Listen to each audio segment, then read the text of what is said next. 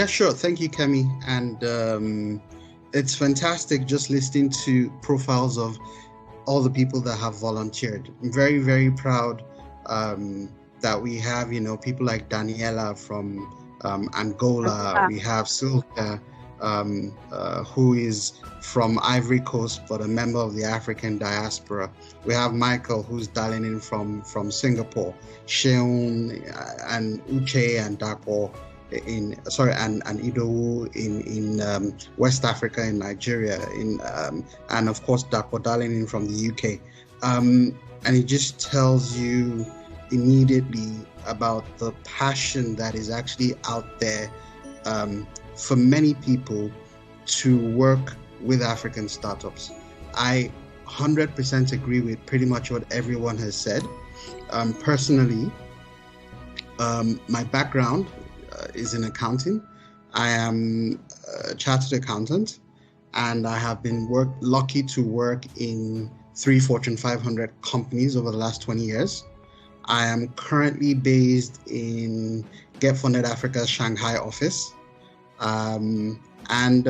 It's been a very, very interesting ride.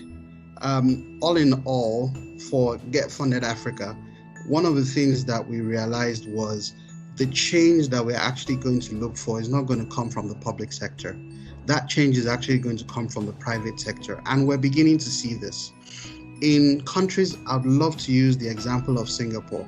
In Singapore, for those who are conversant, there's this book that was written by the former president from Third World to First. And, he gave examples of the steps that we're taking to move the country forward. And you would notice in Singapore, in the United States, in Europe, even in China, there's this whole march where it is the companies in the private sector that actually build the solutions to solve some of society's greatest problems. A perfect example is in this current fight for the COVID.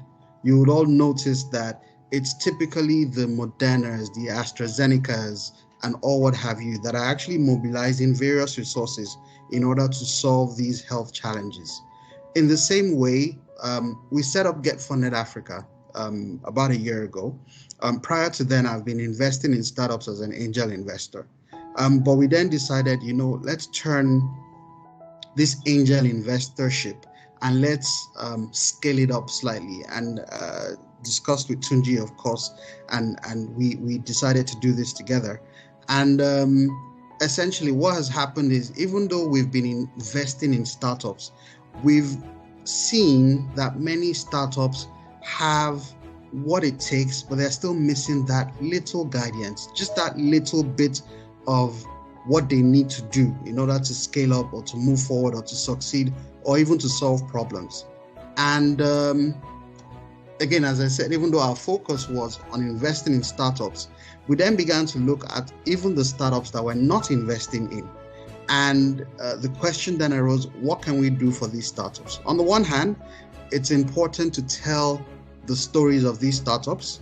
And so we launched Get Funded Africa Media, and actually have a news page, which we'll share probably in the links during this call. And we also thought it would be very, very important to leverage our network and our friends and our communities and the locations where we are to get people to also mentor lots of the African startups. And there are many of them from different sizes. We get lots of applications. We can only invest in so many. But even those that we see that have something interesting, but also need just a little bit of mentorship, or sometimes we actually have some companies that they tell us, truth is we don't 100% need money, but we need mentorship. And so hearing this feedback over and over again, and because Get Funded Africa is very focused on ensuring that African startups succeed, we then decided to set up a mentorship program and actually have a formal way of onboarding our mentors. So first of all, I should actually say congratulations to everybody here, because you are our very, very first pioneer set of mentors whom we will be onboarding pretty much every month. So first of all, congratulations to all of you. And thank you so much for volunteering your time. So one thing Kemi says, if you leave me, I'll talk forever because I am passionate about startups and the entire ecosystem. So I'll just stop there and hand over back to Kemi. Thank you everyone once again.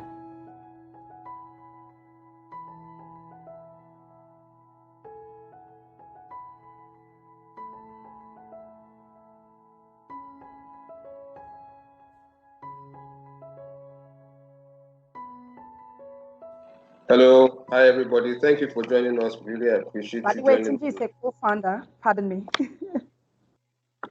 Thank you for joining the Get Funded Africa family, as Debola said. It's within a short time we have done so much, and also a couple of you are already friends of the house. Joe, China, even Daniela. We're very happy that you're here, and we intend to do so much together. Now, specifically, as Debola hinted, we have, over the last 1 year, looked at the ecosystem. We have related extensively with our venture capital partners.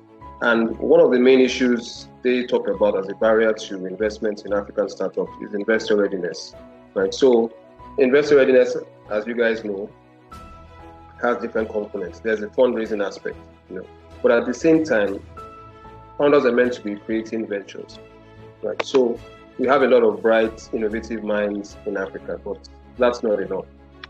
So the kind of help we're going to be requesting from you guys is to actually educate these startups. It's not enough to just say they want to be disruptive or they create an app or have some kind of innovative technology in place.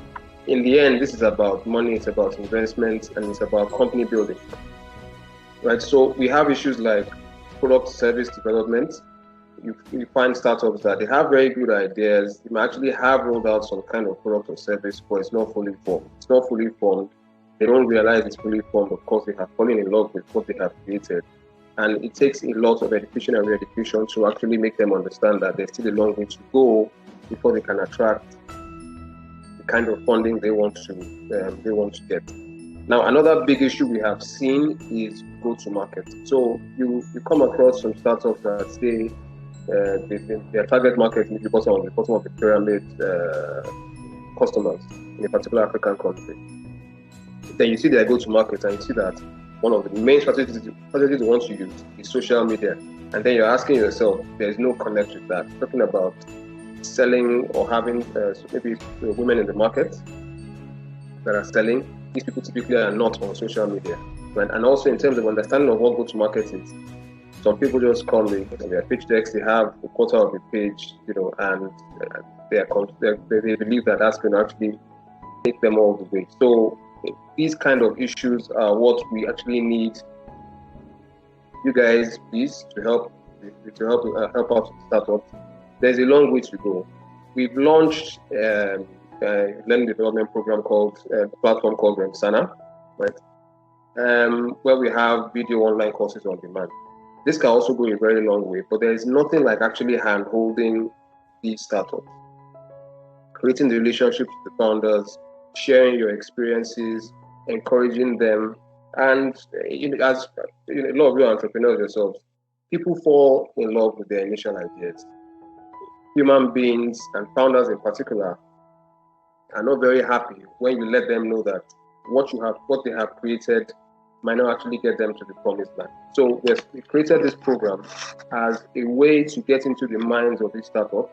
As Debola also alluded, we have some startups that we think are actually ready to invest in or get venture capital partners to actually invest in as well. But it's not enough to just take them. People have ideas. Some have created MVPs. Several of them are at different stages in their startup journeys. And we just felt that if we are going to actually contribute to the African ecosystem, it's also going to be very important for us to find a way, in a very structured way, to actually help all these founders along in their startup journey, beyond just giving them mouth service, beyond just giving them stories beyond just encouraging them. We actually want a lot of hand-holding, and that's where the skills and experiences that you guys have gathered along your careers will also be very, very important. There are also issues like you find startups that they might have created a very good product or service, but it's not a business yet.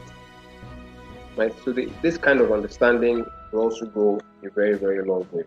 And like I said, the major issue that we have seen from a lot of the applications is really that go-to-market. There's still a very, very, very large gap in terms of understanding, in terms of knowledge, and in terms of skill.